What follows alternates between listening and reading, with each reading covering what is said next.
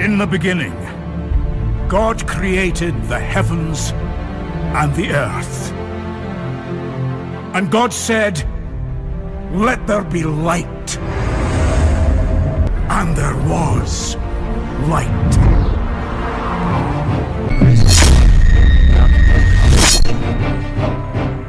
Of all the commandments, the fourth is the most contested. And how is this acknowledgement made? By keeping the seventh day holy. The book of Leviticus is the third book was by eating certain. Ngayon po ay bigay po natin ang pagkakataon sa ating speaker. Wala niyo ba akong dito? Brother Fernando po. Okay, maraming salamat po mga kapatid at mga kaibigan. Ano po? So ako po ay masaya sapagkat kapiling ko po kayong lahat ngayon pong midweek at pinupuri natin ang Panginoon, lalo na napakinggan natin yung mga awitin kanina at itinataas natin ang pangalan ng ating pong dakilang Diyos sa pamamagitan ng makalangit na awiting atin pong napakinggan at makita natin na tunay na ang Diyos ay nasa lahat ng dako. Walang bagay na hindi niya tayo mapapansin o walang sino man na makakatakas sa atin. At ang kanyang pag-ibig ay at biyaya ay laan sa lahat ng pagkakataon, lalo na sa mga ganito nating pagkakataon ng pandemic. Ang dadalhin ko pong paksa sa inyo ngayon ay pinamagatan nating trust and obey. Yan. So thank you kapatid na Raymond Condesa at Sister Meli Bagtas sa inyo pong pag-imbita. So ang paksa po natin ay trust and obey. So maganda po ang itong paksa na ito at nais ko po kayong dalhin sa isang kasaysayan na naganap sa Lumang Tipan. Ito po ay kilalang-kilala natin kung sino ang karakter nito. Buksan po ninyo ang inyong mga banal na kasulatan kung meron po kayong hawak, kung dyan naman sa inyong mga cellphone o laptop. Ang aklat po ng Daniel sa Kapitulo 6, talata 1 patuloy. Diyan po tayo mag-aaral. At bago tayo pansamantalang manalangin, nais ko munang basahin sa inyo ang unang Pedro 2:9. Ang wika dito, datapwat kayo isang lahing hirang, isang makaharing pagkasaserdote, bansang banal, bayang pag-aaring sarili ng Diyos, upang inyong ipahayag ang mga karangalan niyang tumawag sa inyo mula sa kadiliman hanggang sa kanyang kagilagilalas na kaliwanagan. Pansamantala po, tayo muna'y manalangin. Dakila po't mahabagin naming Diyos, ang pagkakataon pong ito ay muli naming inilalagak sa inyong pong mga kamay. Mula sa pasimula hanggang sa katapusan ng gawain ito, kayo po nawa ang patuloy naming maparangalan at maitanghal. Gabayan kami sa aming pong pag-aaral sa pamamagitan po ng pangalan ng aming Panginoon Jesus. Amen. Okay, so punta po tayo sa aklat po ng Daniel sa chapter 6 verse 1. Yan. Ay babasahin ko po sa inyo at ang aking po magiging teksto ay hango po sa Magandang Balita, Biblia. Na isang salin ng Biblia. Sabi rito, si Haring Dario ay humirang ng 120 gobernador at itinalaga niya sa buong kaharian. So dito po ang Haring Dario makikita natin, siya po ay naglagay ng 120 na mga gobernador. At ito po ay inilagay niyang tagapangasiwa doon sa kanyang kaharian. At sabi sa talatang 2, yun pong 120 na gobernador, yan po ay ipinailalim niya sa 3 administrador. Ayan, So yung 120 governors, ipinailalim niya sa 3 administrador.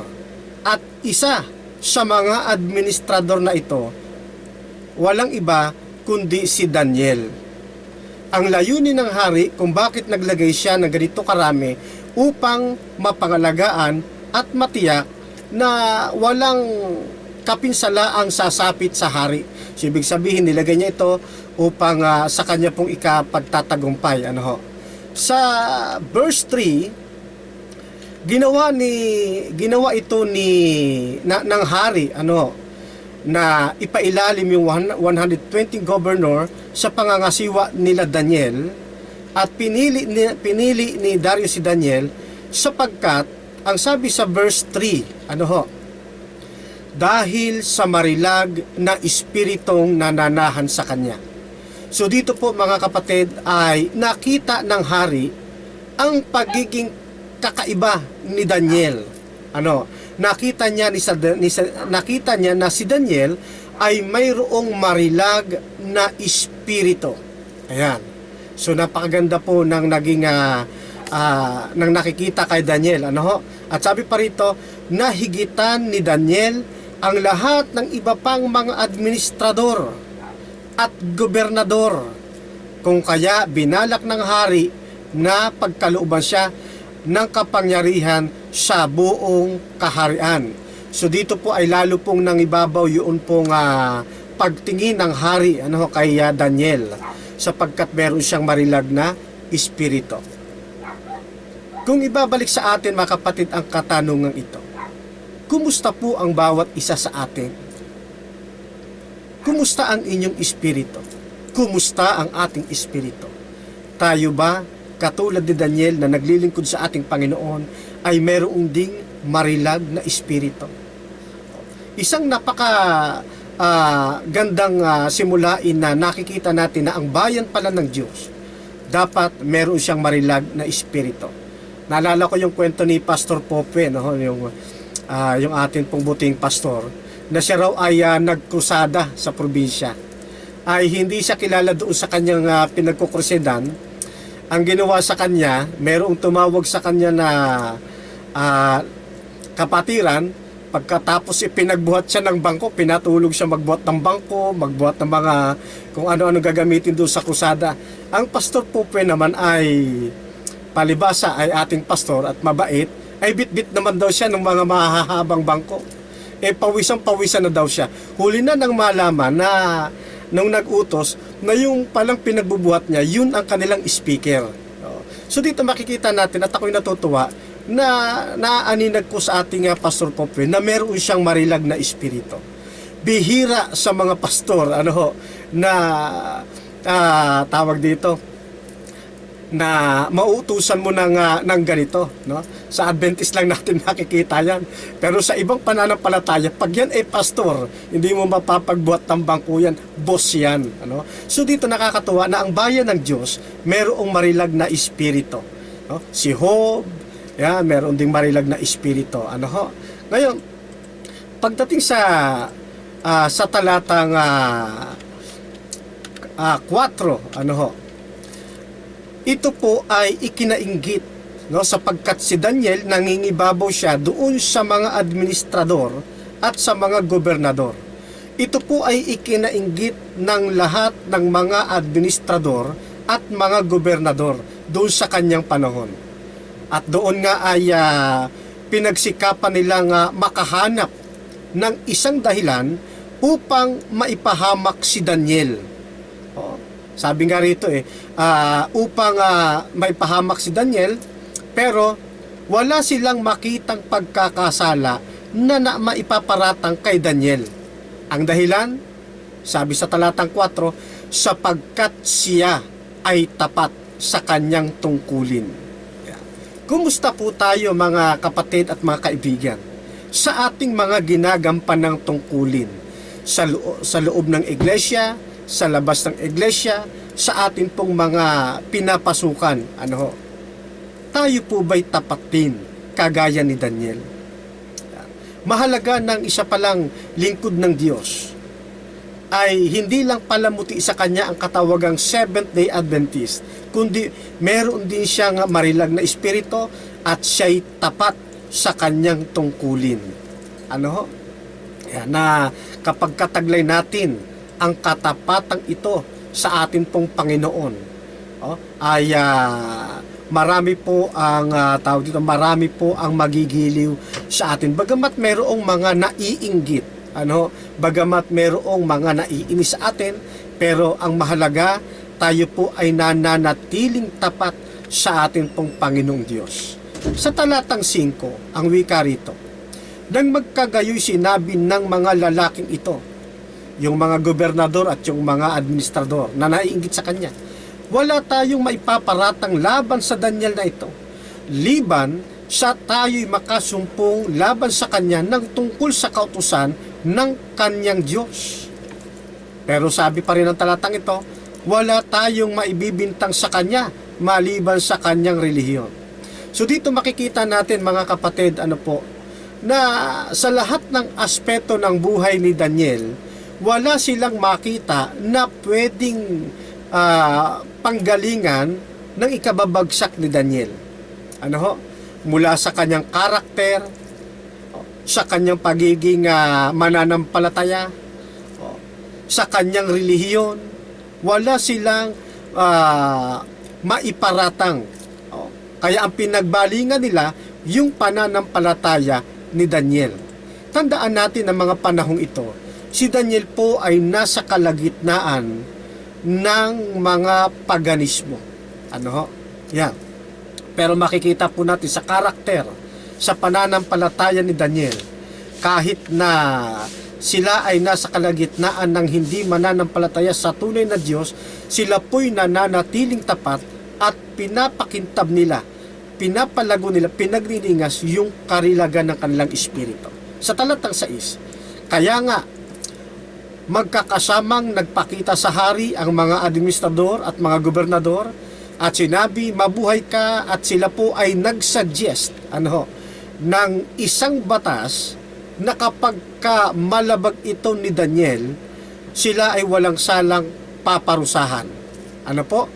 Sa talatang 7, makikita natin na itong mga administrador, yung mga gobernador, kasama na yung mga tagapayo, sila po ay nagkaisa na humiling sa hari na walang ibang sasambahing Diyos maliban sa hari, at ang sumuway, ang parusa ihuhulog doon sa yungib o kulungan ng mga leon.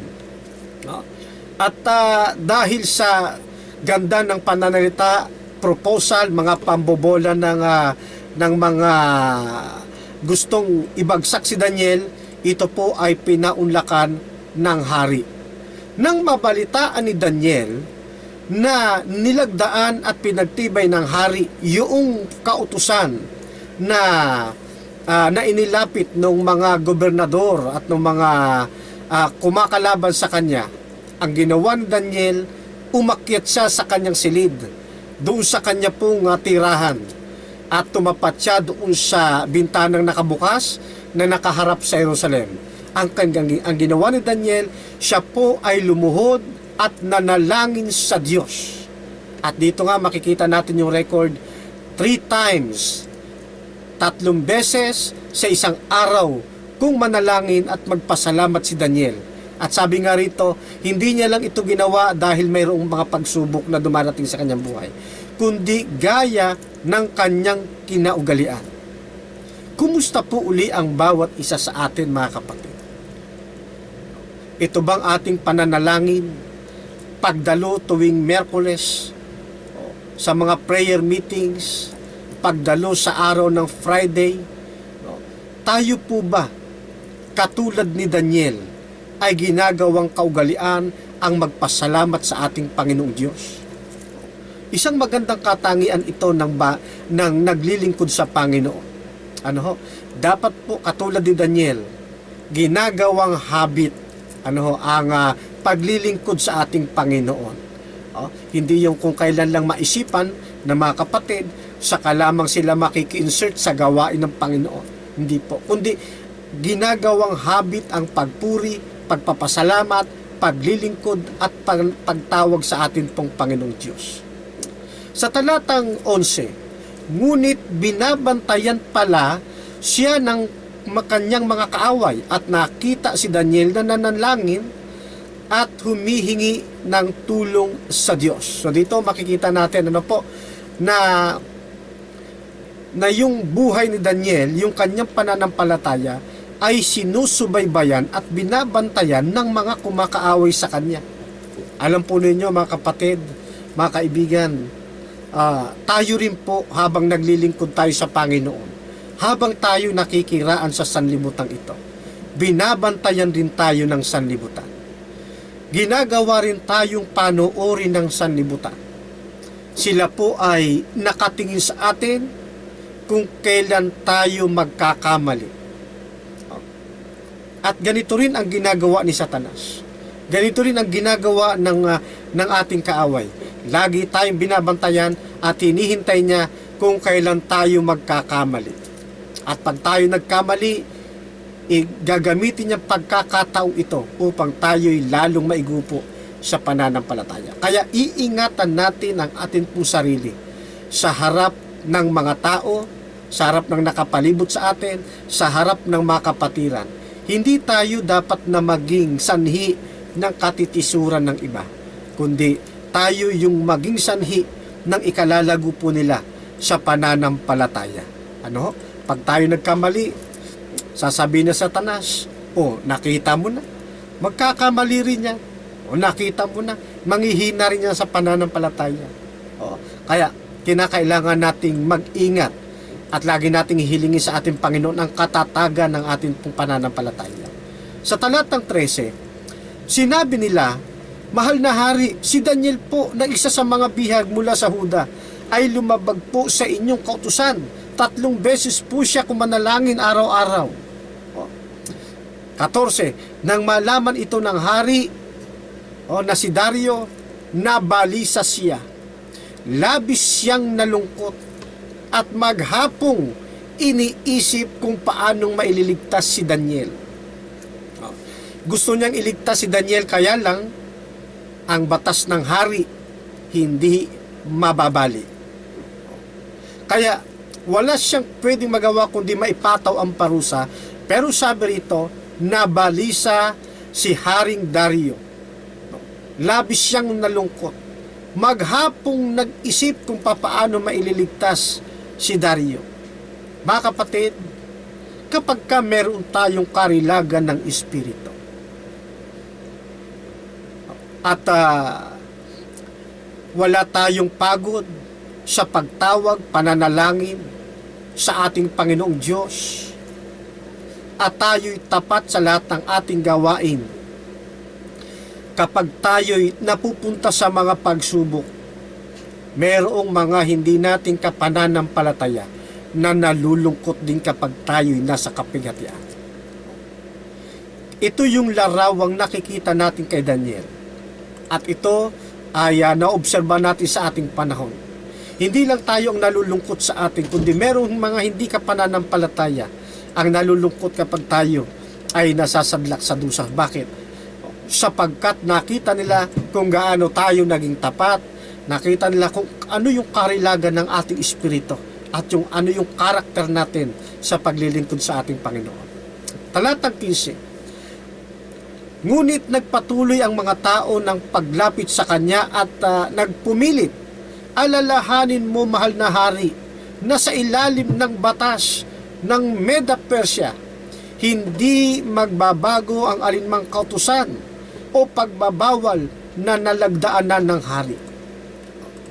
Bagamat meron pa rin mga taong pilit na yumuyurak sa atin at bumabaon sa atin pailalim, pero ganun pa man, meron pa rin mga taong natutuwa po sa ating ginagawa, at kapag tayo napupunta sa mga gatong pagsubok, ay meron ding mga tao na nababagbag sa atin, katulad ng pangyayari dito kay Daniel.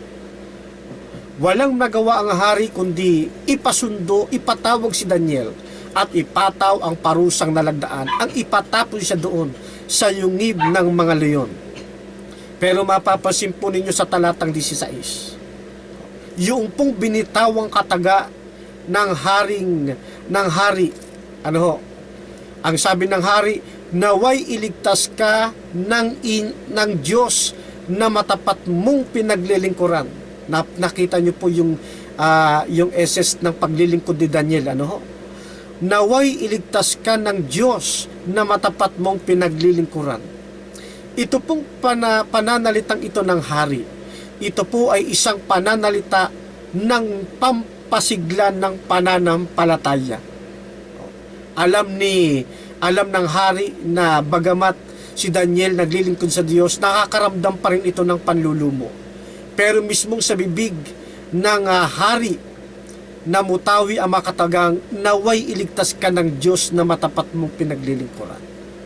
Ganito rin ang mangyayari sa atin, mga kapatid. Kapag ka nakita ng buong sanlibutan na tayo tapat sa Diyos, mayroong marilag na espiritu na nag-iingat tayo sa ating mga gawaing pangpananampalataya. Nais nila na malagpasan natin yung anumang pagsubok na dumarating sa ating buhay. Katotoong isipin na ang lingkod ng ating Panginoong Diyos ay nag-iingat sa kanyang gawain. Kaya nga sabi doon sa una nating binasa bago tayo manalangin, datapwat kayo isang lahing hirang, isang makaharing pagkasaserdote, bansang banal, bayang pag-aaring sarili ng Diyos, upang inyong ipahayag ang mga karangalan niyaong tumawag sa inyo mula sa kadiliman hanggang sa kagilagilalas na kaliwanagan. Tungkulin po natin na maparangalan ang Diyos. Tungkulin natin yung kadakilaan na atin pong nararanasan. Sa talatang 17, ang pintuan ng kulungan na natatakpan ng isang malaking bato, na ito ay merong tatak ng hari. Ito po ay walang pwedeng makabukas maliban sa pagpapahintulot ng hari. At ito na nga ang nangyari. Inilagay si Daniel doon sa yungib ng mga leon, tinatakan ito ng hari upang walang sinumang makapagbukas nito. Pagdating ng hari, pagka-uwi niya sa kanyang tahanan, sa kanyang karian, ang sabi dito sa talatang 18, nang makabalik ang hari sa palasyo, magdamag siyang hindi natulog at tumangging kumain at ayaw paaliw. Nakita po ninyo yung stress na inabot ng hari. Maghapon, magdamag siyang hindi niya makatulog. Binibigyan ng pagkain pero hindi kumain at ayaw niyang paaliw. Labis na kalungkutan ang naramdaman ng hari. So, kaya nakatutuwa, mga kapatid, na kapag tayo pala naglilingkod sa ating Panginoong Diyos, mayroong din hindi mananampalataya na nalulungkot sa atin. Kaya kinabukasan sa talatang 19, maagang bumangon ang hari at nagmadaling pumunta doon sa kulungan ng mga leon. Pansinin po ninyo, kinabukasan na niya, maaga, bumangon ang hari at pinuntahan si Daniel. Ito po ay isang pagmamalasakit na hindi matutumbasan ni naman.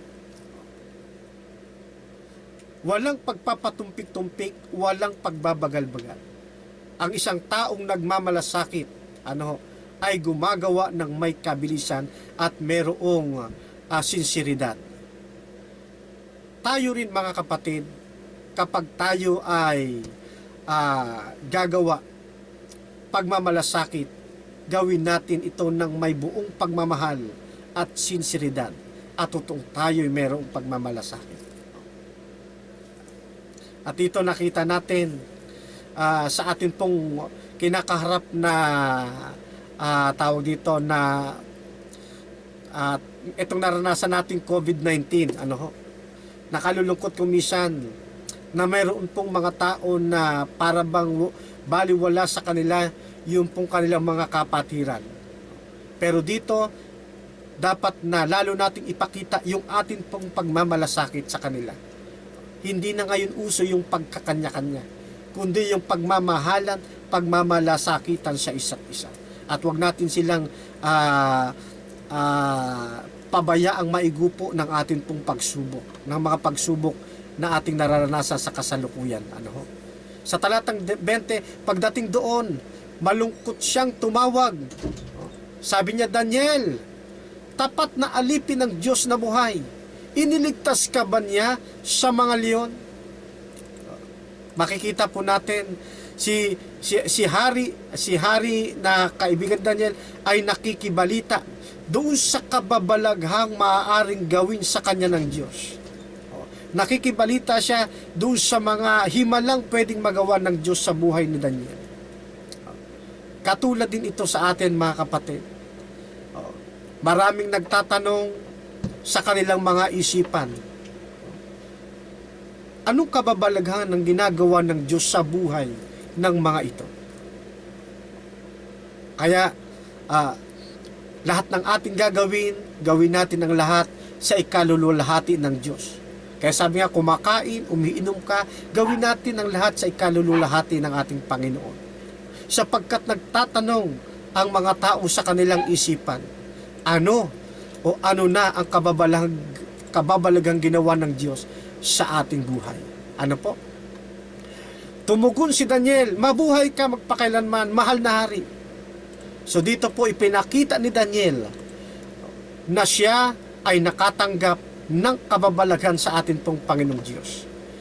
Ito rin yung binasa natin, mga kapatid, na ipakita natin sa buong sanlibutan ang kababalaghan ng pagkatawag sa atin ng Diyos mula doon sa kadiliman hanggang ngayong tayo na sa kagilagilalas na kaliwanagan. Sa talatang 22, kaya sabi dito ni Daniel, hindi po ako na pagkat yung bibig ng leon sinarhan at pinatikom ng anghel na sinugo ng aking Diyos. At dito nakita ng hari na si Daniel ay iniligtas ng kanyang Diyos. Sa huling talata 23, dahil dito, ang hari ay lubos na natuwa, lubos na nagalak doon sa nangyari kay Daniel. Kaya ipinakuha ni si Daniel doon sa kulungan, at nang siya po'y maiahon, wala silang nakita na kahit anumang bahagyang galos sa katawan ni Daniel. Ano po? Ipakita natin, mga kapatid, yung pagbabago, yung kababalaghan na ginawa ng Diyos sa ating buhay. Ipakita natin na tayo'y tunay na mga mananampalatayang Kristiyano. Kaya, sabi dito ni, panghuling quote na aking kukunin, sabi ni Daniel Brinktoner, trust and obey, for there's no other way to be happy in Jesus, but to trust and obey. Mga kapatid, nawa sa atin pong naging pag-aaral ngayon ng banal na kasulatan ay nakakuha tayo ng ilang makakapagpalakas at magiging kasangkapan natin upang tayo lalong mapatatag at maipakita natin yung pong biyaya, kahabagan, kadakilaan at himala ng Diyos na kanyang ginagawa sa ating buhay. Pagpalain po tayong lahat sa pagkarinig ng kanyang mga salita. Amen, kapatid na Fernando, sa inspiring message this evening. I was found as a beggar